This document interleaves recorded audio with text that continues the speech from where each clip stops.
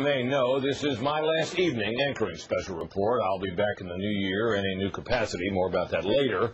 But first, join me in watching something the staff here put together. I, like you, will be seeing this for the first time.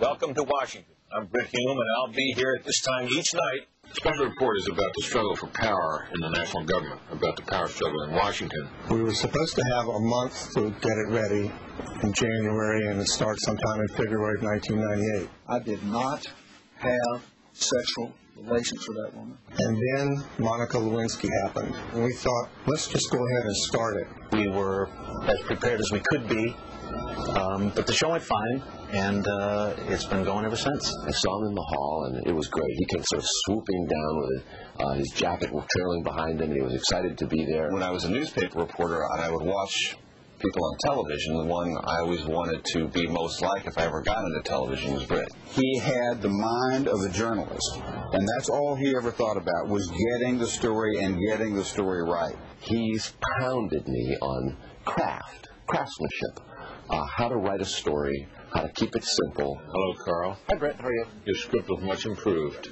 Thank you.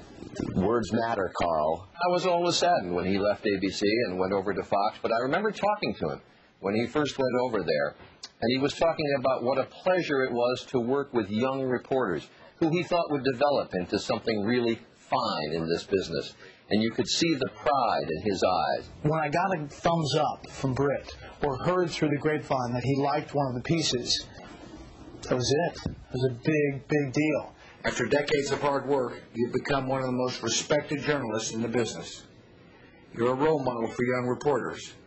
And while you leave big shoes to fill, we hope many are inspired to follow in your footsteps. Brit is often thought of as a contrarian, that whether or not everyone is reporting a story a certain way shouldn't make a difference. Fairness is not an attitude. Fairness is a skill. He's wanted everything to be precise, correct, honest, fair, balanced. I've always known you to be a skilled and fair-minded reporter. You've lived up to that standard every day of your career, and you've made Special Report one of the finest news programs in the world. Brit, here we are, memorializing you, and you're not even dead yet. But time marches on. You've done a great job there on your day-to-day leadership role on Fox. Joining me now to chew all this over today, are three very famous Fox News contributors. There's the panel.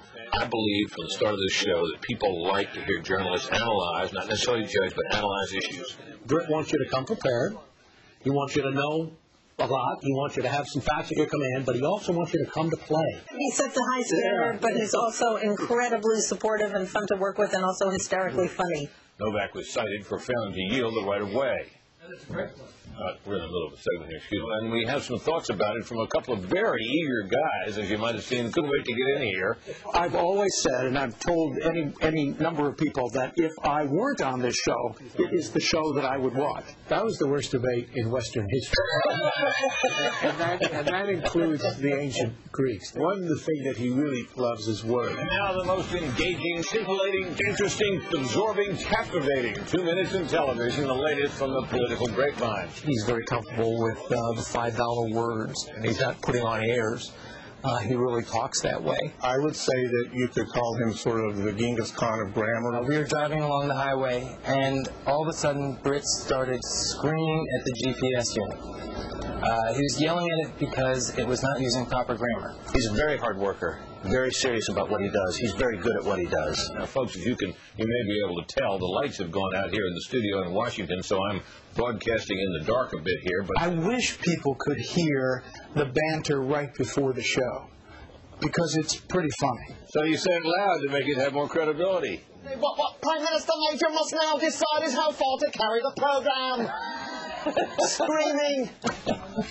You know, as I see you there, Major, in that backdrop, I realize that you're not just an ordinary American journalist. Why, you're a citizen of the world.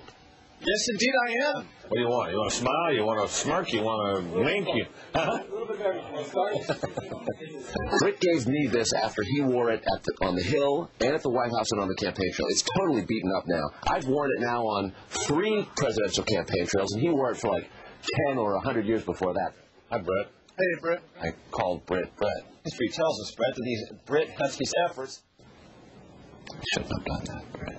It's hard to take Brit's place. Brit, nice to have you in the other chair. Thanks, Jim. I like being here. It's so daunting to sit in this chair because there will never be another Brit. Brit loves his family. And we wish you and Kim a restful, productive retirement, full of joyous moments with your grandchildren and surrounded by the people you love. Brit is the best boss I've ever worked for.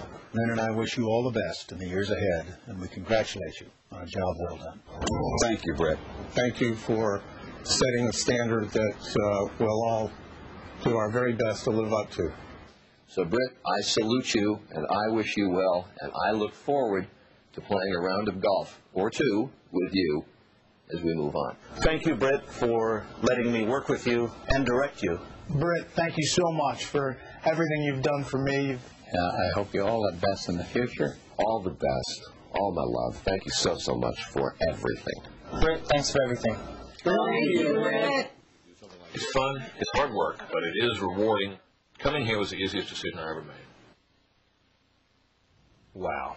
Thanks, everybody, from the bottom of my heart. After a break, some final thoughts from me to you.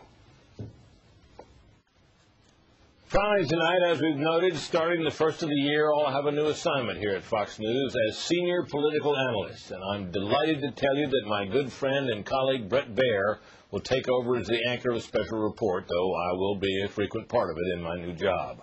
The program will continue as a serious nightly newscast with a special focus on Washington politics and the elements you've come to expect, the solid and balanced reporting of our correspondents, the grapevine, and, of course, the all-star panel will continue as well.